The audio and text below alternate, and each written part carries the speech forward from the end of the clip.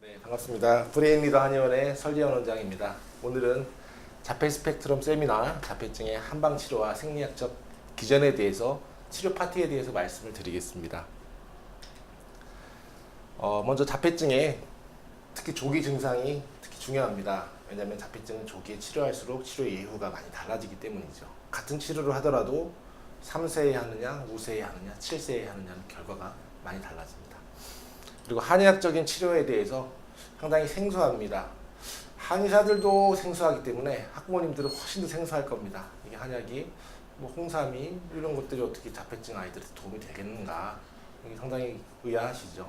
그런 근거가 어떤 근거가들이 있는지, 어떻게 치료하고 있는지 좀 더 실질적인 상황들을 오늘은 좀 오픈할 수 있는 시간을 준비했습니다. 그래서 자폐증의 조기 증상과 원인, 그리고 어떻게 치료하는지에 대해서 말씀을 드리고요.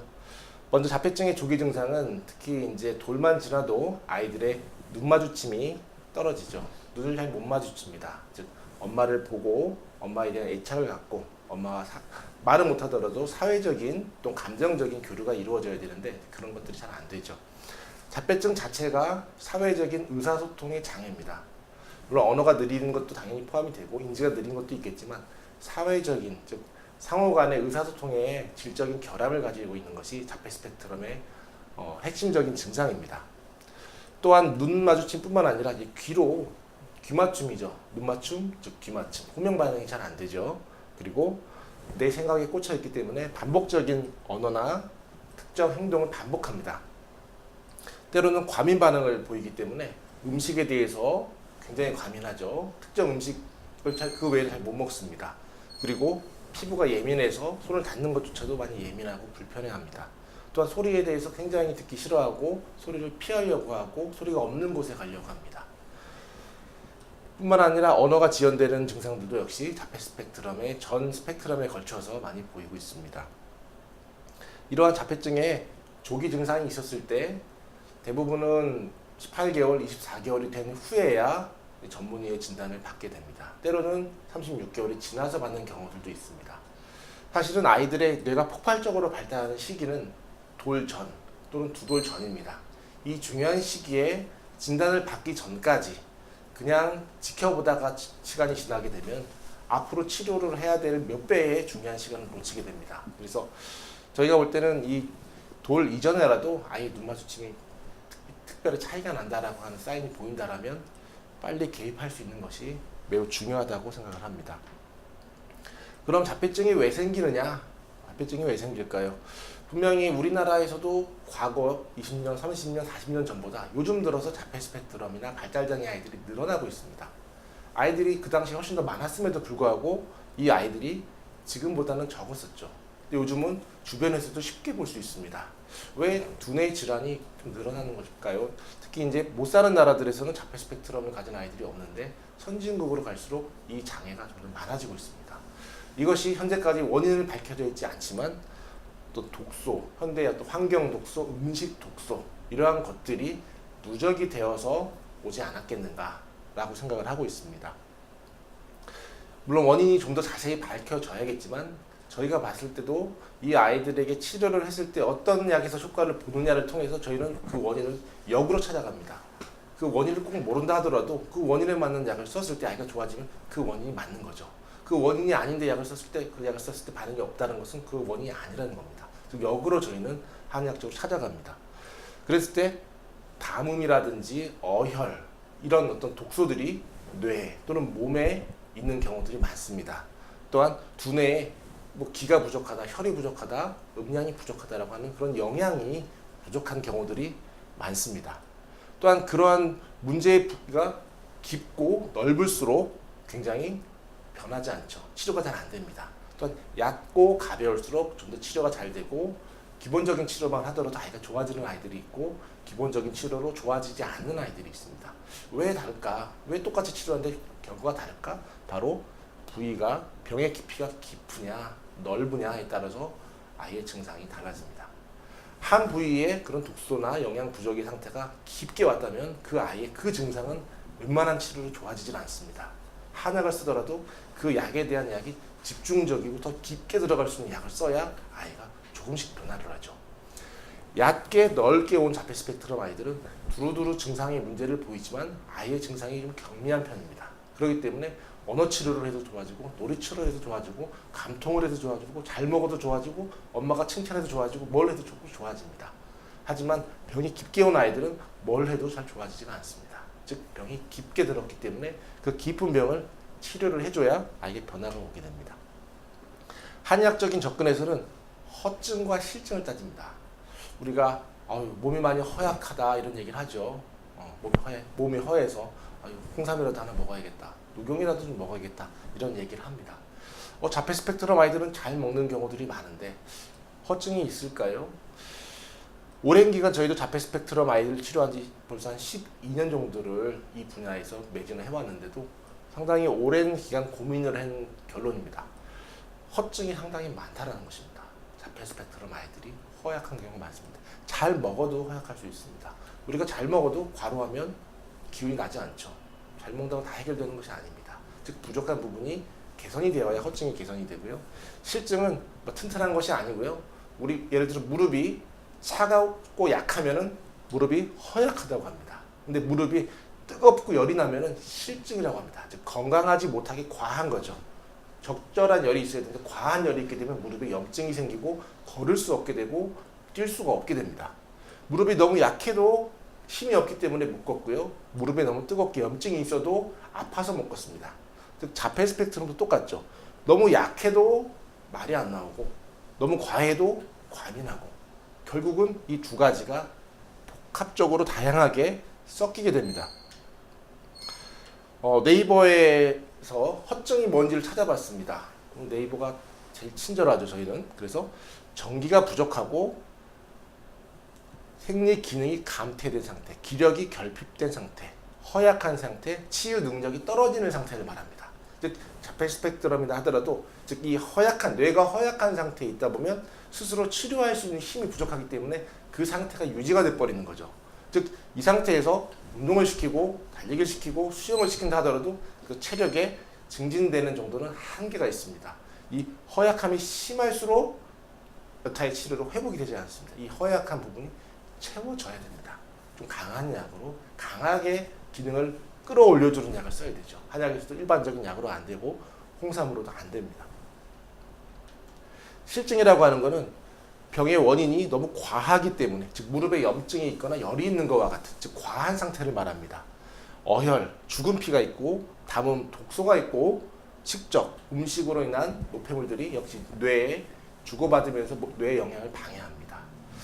이러한 것들이 뇌의 순환을 막게 되고 아주 현대의학으로 밝혀져 있지는 않지만 이런 미세한 노폐물들이 뇌의 순환을 막습니다. 즉 그쪽에 건강한 피가 들어가줘야 되는데 구멍구멍 미세하게 막고 있다면 그 부위가 영향을 제대로 못 받게 되죠. 우리도 밥 한 끼 제대로 먹어야 하루 일을 열심히 하는데 반 공기밖에 딱 안 먹고 나서야 힘차게 일을 못 하겠죠. 근데 그것이 누적이 된다면 굉장히 부족한 상태에 빠지게 될 것입니다.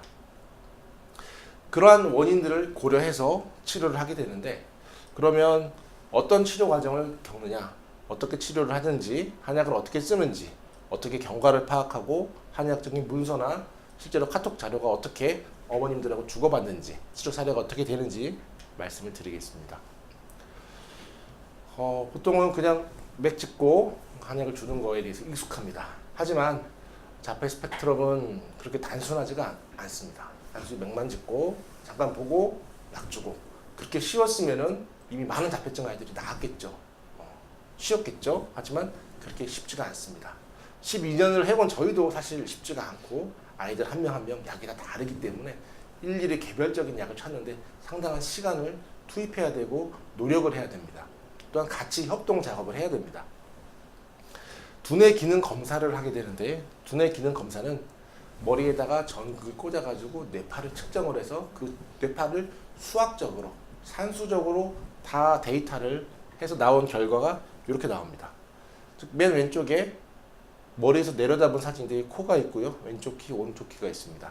앞쪽이 빨갛죠. 녹색이 건강한 뇌파인데 이렇게 앞쪽이 빨간 뇌파 또는 맨 오른쪽의 사진에서도 역시 빨간 뇌파가 많습니다. 즉 왼쪽에 있는 사진은 머리에 멍한 뇌파를 말하고요. 가운데는 편안한 뇌파, 오른쪽은 흥분 뇌파를 말합니다. 즉 좌측 전두엽에 상당히 멍한 뇌파가 많이 나옵니다. 즉 이 아비마에 멍한 뇌파가 많이 나오고 있다는 얘기죠. 즉 그렇다면 뇌가 멍하다는 얘기입니다. 그 뇌파가 나온다는 얘기는. 그리고 전체적으로 전두엽뿐만 아니라 약간 뒤쪽까지도 흥분이 되어 있습니다. 즉 멍하면서 흥분된 상태죠.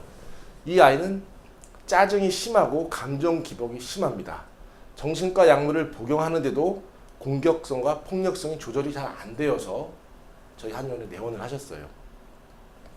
즉 뇌가 이렇게 흥분이 돼 있죠. 그래서 정신과 약을 먹으면 정신과 약은 안정을 시켜줍니다. 안정을 시켜주는데 왜 조절이 안 될까요? 그런 것을 저희는 다 따집니다. 아빌리파이를 먹고 조절이 안 됐는지, 리스페리다를 먹고 조절이 안 됐는지를 다 계산을 해가지고 이제 한약을 처방을 합니다. 굉장히 많은 것들을 생각해야 되죠. 이렇게 흥분 부위가 많기 때문에 정신과 약을 통해서도 해결이 안 됐을 수도 있고, 역시 전두엽에 멍한 뇌파가 많기 때문에 그 약으로 안 됐을 수도 있습니다. 이 두 가지를 다 같이 고려를 해서 약을 처방을 했고, 이 열이 어디서 왔는지를 계산을 해야 됩니다. 즉 이 뇌에 올라오는 열이 어디서 올라오는지를 계산을 할 때 저희는 이 두뇌 경락이라는 걸 이용을 합니다.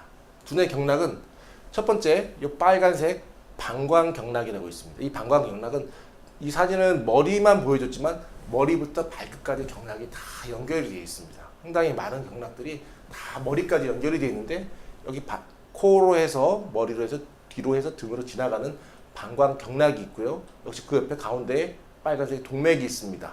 그리고 담경락이 동맥, 그리고 방광경락, 담경락, 삼초경락, 소장경락, 대장경락, 위장경락, 상당히 많은 경락들이 얼굴로 올라갑니다. 얼굴로 올라가고 이 경락들이 뇌의 부위를 지나가죠. 그리고 뇌에 바로 옆에 붙어 있습니다. 특히 귀만 해도 여기 소장경락이 있고 삼초경락이 있고요. 그리고 대장경락이 있습니다. 이러한 경락들이, 담경락도 귀 쪽 주변을 지나가죠. 이러한 경락들이 즉 귀가 예민한 아이들의 과민을 치료할 때 고려를 하는 겁니다. 어느 경락에서, 즉 몸에 있는 이 장기가 경락을 통해서 뇌로 이렇게 연결이 되어 있습니다. 연결이 되어 있는데 어느 경락과 어느 장기를 통해서 두뇌가 연결이 되어 있고 어느 부위에서 열이 올라왔는지, 어느 부분이 허약한지를 계산을 해줘야 됩니다. 특히 방광경락은 신장하고 관련이 있고, 담경락은 우리 이 쓸개가 이쪽에 있죠. 간에 붙어 있기 때문에 간하고 관련이 깊습니다. 삼초경락은 좀 어려운 개념이고요. 소장경락, 심장하고 관련이 깊습니다. 또 위장은 이 앞쪽 전두엽하고 관련이 깊습니다. 그래서 이 전두엽은 위장경락 그리고 담경락하고 관련이 깊고, 역시 방광신하고 관련이 깊습니다. 즉 집중력이 떨어지거나 주의 집중을 하지 못하는 것들은 그거와 관련이 있는 거고요. 감정 기복이 심한 거는 이 옆쪽 머리, 측두엽과 관련이 있는데, 담경락, 삼초경락, 소장경락하고 관련이 상당히 깊습니다. 어느 부분의 열이냐에 따라서 어느 부분의 경락과 장부의 열을 끌지를 계산을 합니다. 그 중에서 어디서 왔는지, 한 곳에서 왔는지, 두 곳에서 왔는지, 세 곳에서 왔는지, 한 곳이 50% 열, 두 번째가 20% 열, 세 번째가 30% 열, 몇 대 몇의 비율을 왔는지를 다 계산을 해줘야 됩니다. 그것을 다 맞춰줬을 때 이 아이의 맞춤 처방이 나오는 거죠. 상당히 복잡하죠. 쉽지가 않습니다. 딱 진맥하고 약을 딱 나올 수 있으면 저 역시 삶의 질이 지금보다 많이 좋을 것 같은데, 상당히 힘들고 어려운 작업입니다. 그래서 아이 한 명을 치료할 때마다 굉장히 어려운 고난이도의 수학 문제 하나를 풀어가는 과정이라고 생각을 합니다. 긴 마라톤이라고 생각을 하죠. 그래서 이 아이의 그 간장하고 위, 심장의 열을 제거했을 때 다 약의 비율이 또 물론 다 다릅니다. 이렇게 말은 쉽지 이 약을 찾기까지 상당한 시간이 걸립니다. 그리고 뿐만 아니라 신장을 강화하고 폐의 순환을 회복시켜주는 5가지의 조합을 통해서 이 아이가 공격성과 폭력성이 양약으로 안 조절되던 것들이 조절이 됐고 안정이 됐습니다. 당연히 양약도 줄였죠. 자칫 더 좋아지면 끊는 거죠. 그렇게 진행이 되는 겁니다. 상당히 복잡한 이런 메커니즘을 설명하기 위해서 두뇌 경락이라는 개념을 말씀을 드렸습니다. 두 번째 사례를 말씀드리면, 5세고 강박적인 행동이 있고 언어가 잘 안 돼요. 꽂혀 있습니다. 남의 얘기를 안 들어요. 기본적인 언어는 되지만 조금 더 복잡한 추상적인 얘기는 아예 되지가 않습니다. 2년이 좀 넘는 치료를 받고 이 아이는 완치가 됐습니다. 정상적인 학교 생활을 하고 있어요. 이 아이는 뇌파가 생각보다 다 녹색이고 건강한 편입니다. 즉 건강한 아이들은 인지 기능 수준도 좋습니다. 즉 인지가 좋고 건강한 아이들은 완치 확률이 높습니다. 다 완치되지 않습니다. 한약을 통해서. 그러면 제가 벌써 노벨상을 받았을 겁니다. 네. 아직 못 받았으니까 다 완치가 안 되는 겁니다. 하지만 완치되는 아이들도 있는 겁니다. 즉 증상이 경하고 문제의 원인이 깊지 않을 때는 치료해서 완치가 가능한 범위에 오고 생활이 가능하고 학교 생활이 가능하고 공부 가능한 범위까지 올라갔습니다. 밑에 보면 여기 빨갛게 뭐가 복잡하죠. 즉 이거는 뇌와 뇌 사이의 연결성이 건강하지 못하다는 걸 의미합니다. 이런 것들이 치료 후에 많이 좋아져서 아이가 완치가 되었고요.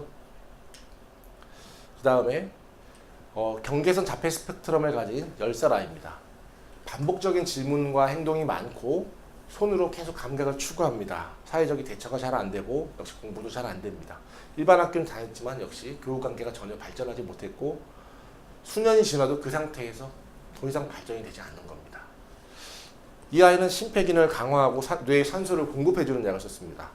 이런 약을 한 번에 알았냐 하면 그것이 아닙니다. 약을 쓰면서 아이 변화를 통해서 찾은 겁니다.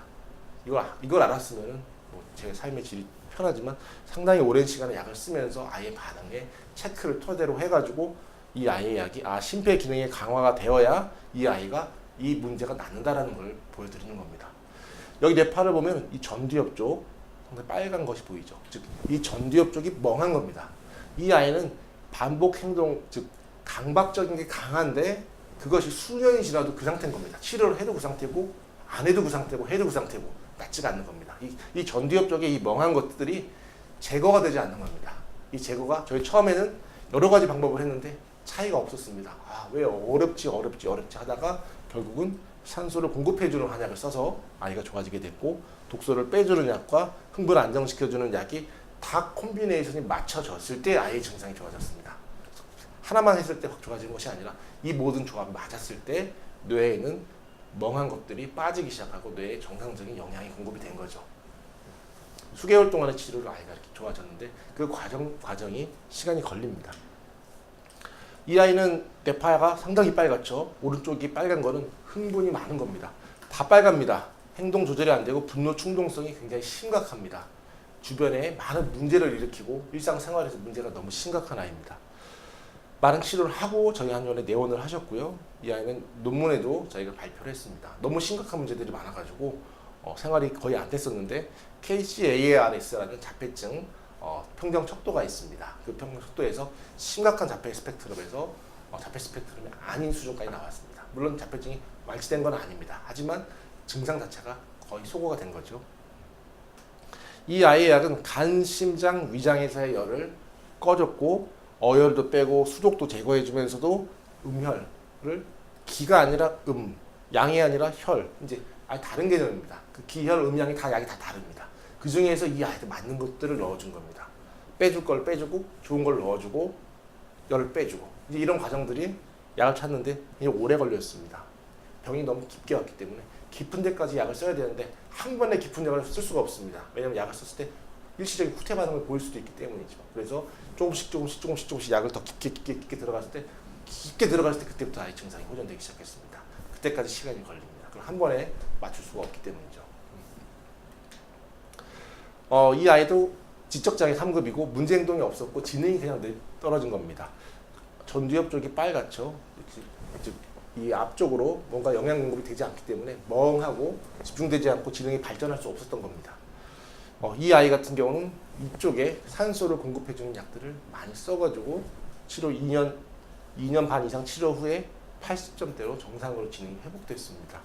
물론 운동치료도 여러 가지 다른 치료를 했지만 물론 이 한약 치료를 그렇게 꾸준히 오래 복용을 했고요. 그래서 아까 말씀드렸던 그 경락이라고 하는 것이 즉 한약이 어떻게 뇌를 치료할까 상당히 좀 의아하고 이해하기가 어렵죠. 사실은. 그렇지만 이거를 제가 책을 보고 말씀을 드리는 것이 아니고 실제로 아이를 치료해 봤더니 이러한 경락과 이 장부를 통해서 뇌를 치료하는 것들이 임상적으로 매일매일 저희 한의원에서 경험을 하고 있기 때문에 말씀을 드리는 겁니다. 이거는 뭐 책 보고 뭐 이렇게 이론을 제가 펼치는 그런 이론가가 아니라 저희는 임상가고 실전가이기 때문에 실제로 해봤을 때 이게 맞구나 이걸 검증을 해보고 말씀을 드리는 겁니다. 그렇다면 치료 한약을 쓸 때 어떻게 해야 되냐? 이제 아이 체질을 고려해야 됩니다. 이게 상당히 한의사로서 상당히 큰 애로사항입니다. 똑같은 브루펜을 먹고 어떤 아이는 열이 떨어지지만 어떤 아이는 열이 안 떨어집니다. 그 아이는 아세트아미노펜을 먹었을 때 열이 떨어지고 어떤 아이는 브루펜을 먹으면 열이 떨어집니다. 아니 분명히 해열제인데 왜 누구는 듣고 왜 누구는 안 들을까요? 이게 바로 체질이 다르기 때문입니다. 즉 그 아이한테 맞는 해열제는 브루펜이고 저 아이한테 맞는 약은 아세트아미노펜이라는 것입니다. 즉 체질이 다르기 때문에 해열제를 먹더라도 결과가 다릅니다. 하나도 똑같습니다. 홍삼을 먹어서 기운이 나는 사람이 있는가 하면 홍삼을 먹으면 더 기운이 빠지는 사람이 있습니다. 또 어떤 사람은 아무런 반응이 없는 사람입니다. 왜 그럴까요? 바로 체질을 고려해야 됩니다. 즉 그 약이 그 아이한테 효과가 있는지 있는 체질인지 아닌지 이 아이 체질에는 어떤 약으로 접근해야 되는지를 일단 즉 원인을 찾는 것도 어려운데 체질도 고려를 해야 되니 어렵죠. 상당히 증상도 고려해야 되고 어떤 장부와 어떤 경락의 문제가 왔는지 또 이 아이가 일반 약을 못 먹을 때는 증류약을 쓰기도 합니다. 그래서 약을 쓰고 일주일 동안의 경과를 체크를 합니다. 일주일 먹고 이 아이가 어땠는지를 말씀을 해달라고 합니다. 카톡으로 저희는 많이 활용을 합니다. 그럼 어머님이 언어가 좀 좋아졌고 문제 행동은 그대로고 정서적으로는 편안해졌어요. 아니 언어는 그대로인데 상호작용이 좋아졌어요. 이런 어떤 아이의 여러 증상 중에서 호전하지 못한 그 경과들을 저희랑 실시간으로 계속 커뮤니케이션 합니다. 그래서 어떤 약에 의해서 뭐가 좋아졌는지 어떤 약에 의해서 뭐는 그대로인지를 계속 체크를 합니다. 그걸 통해서 이 아이의 그 개별 약을 찾는 겁니다. 그런 과정들에 대해서 이따 잠시 설명을 드릴 거고요. 아니 한의학에서 어떻게 뇌를 치료해? 아직도 궁금해하시는 분들이 계실 것 같아서 그런 문헌에 대한 내용을 짧게 설명을 드립니다. 서머 발광, 우리 뭐 발광이라는 얘기는 일상생활을 쓰죠. 서머라는 말은 잘 안 쓰죠. 네, 전간 전광 좀 어렵습니다. 어지행지 어렵고요. 이러한 그 과거에 어떤 용어들이 쓰였는지 이미 수백 년, 수천 년 전에 서머 발광이라는 말이 이미 많이 나옵니다. 한약 고전에서 의서에 많이 나오는데 즉 헛소리 하면서 미친 듯이 날뛸 때 어떤 약을 쓴다라는 약들이 굉장히 많이 나옵니다. 아니 한의학도 처방이 한 2개, 3개 이렇게 짧으면 좋은데 너무 많이 나와요. 그러니까 힘듭니다. 공부하기가. 동의보감에 나옵니다. 언어가 지연됐을 때 어떤 약을 써라. 즉 조선시대에도 이미 언어가 느렸을 때 그런 아이들한테 이런 약을 썼다는 얘기죠.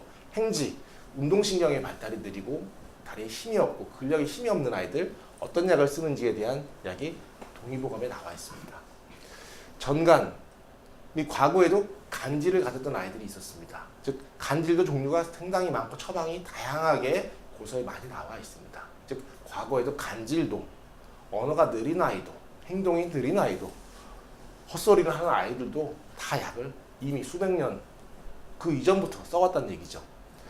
전광이라고 하는 걸 잠시 설명을 더 드리면 그 고전 중에 영추라고 하는 황제내경 영추의 전광편이라고 있습니다. 거기에 나오고요. 난경에서도 나오고 이러한 용어들이 상당히 많은 의서에 즉 정신질환에 대한 그 용어 전광 전자는 상호작용을 하지 않고 무기력하고 아무 반응을 하지 않는 정신질환을 말하고요. 광은 옷 벗고 날뛰고 뛰어오르는 그런 어떤 흥분성 정신과 질환을 말합니다. 그 당시 지금처럼 뭐 우울증, 불안장애, 강박장애 같은 세밀한 진단명이 표현되어 있지는 않지만 이러한 방식으로 이미 우리의 선조들도 정신과 치료를 해왔었습니다. 이미 수백 년 훨씬 그 전부터 해오고 있었던 거죠. 그런 약들이 여기 보면 처방들이 작은 글씨들이 많습니다. 관련 처방인데 이게 끝이 아닙니다. 이미 수백 년 전부터 그 정신과 치료하는 한약을 해왔기 때문에 이렇게 많은 처방들이 있습니다. 즉 처방이 많다는 얘기는 치료약들이 상당히 많이 개발이 된 거죠. 이렇게 많은 약을 이거 말고 훨씬 많습니다. 이런 약들이 또 배합이 되면 복잡해지고 또 세 개가 배합되면 더 어려워지겠죠. 이런 것들을 찾는 게 저희의 일입니다. 동의보감에서는 오장문이라고 있는데 거기서 심장에 문제가 있으면 두렵고 불안하다라는 얘기를 합니다. 또한 실제로 주의 집중력이 떨어지는 것이 심장과 관련이 깊고요. 비장은 허약하면 면역 기능이 떨어지고 식욕이 떨어지고 또는 과하면 실하면 흥분이 됩니다. 특히 간은 짜증이 많은 아이들, 간에 열이 많습니다. 간 때문이야. 네, 짜증이 많습니다. 폐가 약하면 당연히 폐에서 이렇게 뭐가 힘있게 나와야 되는데 언어가 안 들리겠죠. 폐에 문제를 가지면 언어 지연일 가능성이 높습니다. 신장은 소변 조절이 잘 안 되는 아이들이 있고 늦게 발달하는 아이들이 있습니다. 두려움이 많고 역시 행동 발달, 두뇌 영양과 관련돼서 이 장기를 보강해 주거나 과한 것을 꺼주는 약들의 컨비네이션을 찾습니다. 그러한 치료를 했을 때 이 아이 자폐 스펙트럼 아이를 저희가 2년 반 동안 치료하면서 약을 찾고 경과를 체크하면서 논문을 썼습니다. 그래서 이 아이가 처음에는 KCARS 48점으로 중증 자폐 스펙트럼이었었는데 두 번째는 중간 정도, 세 번째는 자폐 스펙트럼이 아니라는 결과가 나왔습니다.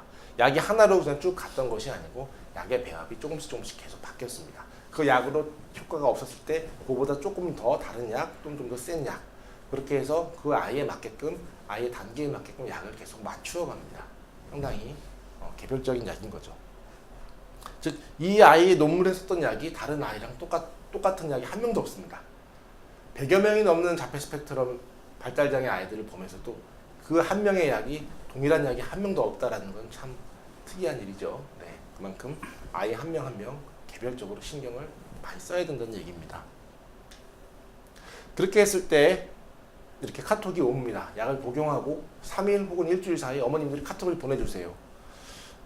이 친구는 국어가 20점 맞았던 아이인데 처음으로 90점 맞았다고 어머님이 사진을 보내주셨습니다. 네. 약을 먹자마자 된 것이 아니고 수개월이 흐른 후에 그렇게 된 것입니다. 그것이 발달할 때 시간이 걸린 거죠. 또 어떤 아이는 안정이 되었는데 감각 추구하는 것이 다시 나옵니다. 이런 것들을 실시간으로 뭐가 좋아졌는지, 뭐가 그대로인지, 뭐가 나빠졌는지 이 아이는 조금 더 안정이 된 것 같아요. 이제 어머님들이 약을 먹고 3일에서 일주일 사이에 실시간으로 계속 카톡이 연락이 옵니다. 그럼 그 카톡 결과를 통해서 어느 부위에 열이 빠졌고 어느 부위에 열이 안 빠졌고 어느 부위에 영향이 들었고 영향이 안 들어갔는지를 다 분석을 해야 됩니다. 아이마다 다 개별적인 분석을 해야 되죠. 좋아지면 이렇게 감사합니다 얘기 나오고요. 또 뭐가 안 되면 안 됩니다. 뭐 있는 그대로 그냥 다 솔직하게 저희를 배려하는 것이 아니라 아이 상태를 있는 그대로 정확하게 어머님들이 보내주십니다. 그렇게 했을 때 손가락 부위가 안 됐었는데 부위도 하고 표현 언어가 많이 늘었어요. 하지만 지연 반응은 있어요. 이제 이렇게 해서 일주일 전과 일주일 후의 차이를 바로 보내는 거죠. 아니 한약을 먹고 일주일 더 변화가 생길 수가 있을까요? 다 다른 아이들입니다. 다 다른 아이들이 다 이렇게 저희는 관리가 되고 있습니다. 즉 자폐 스펙트럼 아이들은 굉장히 센시티브하기 때문에 약을 복용해도 조금만 복용해도 변화가 바로바로 나타납니다. 변화가 없는 그것도 반응입니다. 그건 변화가 없습니다 라고 나옵니다. 그럼 변화가 있게끔 저희가 조정을 하죠. 그렇게 해서 치료가 잘 됐을 때는 이제 치료 사례를 씁니다. 물론 다 치료가 되지 않습니다. 굉장히 오랜 시간이 걸리기 때문에 그 기간 동안에 처음부터 빨리 좋아지는 아이들도 있지만 처음엔 더디다가 나중에 좋아지는 아이도 있고 빠르게 좋아지다가 정체기를 거치다가 좋아지는 아이도 있고 기복을 보면서 좋아지는 아이도 상당히 아이들마다 다 다릅니다. 같이 협동 작업을 해서 할지라도 결과가 다른데 그렇게 치료를 했을 때 어떻게 좋아졌느냐 이렇게 여쭤봐서 저희 자료들을 남기고 있습니다. 인터넷에 검색해서 오셨고 원활한 의사소통이 어려웠고 지금은 유치원에서 사회성이 다 회복이 됐습니다 라고 이렇게 후기를 어머님들이 남겨주시죠. 또 이 아이는 불안이나 강박이 심했었고 분리불안이 심했었는데 3개월부터 불안이 줄어들었고 지금은 증상이 많이 개선됐다라고 이렇게 보내주십니다. 이 치료 후기를 남기는 것이 워낙 자폐 스펙트럼은 치료 기간이 길다 보니까 이 아이가 10점 만점에 현재 발달 단계가 2점입니다. 2점인데 치료에서 8점까지 좋아졌지만 10점이 안 되면 완치가 안 된 거기 때문에 8점에서 치료 사례를 남기기 어렵습니다. 좋아진 아이들이 상당히 많음에도 불구하고 치료 사례를 남기기 어렵습니다. 왜냐하면 틱 같은 경우는 틱이 좋아지면 그냥 치료 끝났기 때문에 치료 사례가 나오지만 ADHD도 그렇게 나오지만 이 아이는 많이 좋아졌어도 좀 남게 되면 완치가 되지 않으면 사례를 남기기가 어렵습니다.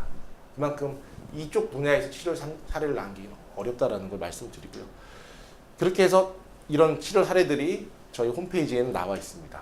그래서 어머님들이 어떤 증상, 이 아이의 특징적인 증상들이 어떻게 좋아졌는지에 대해서 나와 있고, 물론 이제 어떤 기전인지에 대해서까지는 자세히 설명을 안 드리고 있습니다. 왜냐하면 그것이 너무 복잡하고 어렵기 때문이죠. 한의사인 제가 다른 동료 한의사들에게 이 자폐증 아이가 이러한 기전으로 치료가 됐습니다 라고 얘기를 해도 그걸 이해하기가 어렵습니다. 뭐 어떻게 설명하기는 어렵지만, 예를 들어서 음식의 달인이 이렇게 만들면 됩니다 라고 설명을 했을 때 다른 음식점 사장님이 그걸 듣고 그 맛을 내기는 어려운 거죠. 그 달인 나름의 어떤 경험과 시행착오를 통해서 나온 노하우인 거죠, 사실. 그러다 보니까 말로써 전달하는 데는 역시 한계가 있습니다. 자폐 스펙트럼 치료가, 한의학적인 치료가 두뇌 경락을 통해서 이 장부랑 뇌가 연결이 되어 있고, 그것이 현대의학적으로, 생리학적으로 어느 정도 해석이 됩니다. 앞으로 더 많은 두뇌 영상 정보들과 한의학적인 치료들에 대한 연구가 앞으로 원활하게 이루어진다면 조금 더 그러한 결과들에 대해서 분명한 설명들을 드릴 수 있을 것이라 기대를 하고 있습니다. 다만 일주일만 복용해봐도 자폐 스펙트럼 아이들의 증상은 변화가 가능하다라는 거, 그리고 한약에서 쓸 것이 너무 많다라는 거, 그렇기 때문에 연구가 많이 필요하고 노력이 많이 필요하고 같이 협동 작업이 필요하다는 거에 대해서 오늘 세미나를 내용을 이것으로 마치도록 하겠습니다. 짧지 않은 시간 함께 해주셔서 감사드리고 다음에 또 좋은 모습으로 뵙겠습니다. 감사합니다.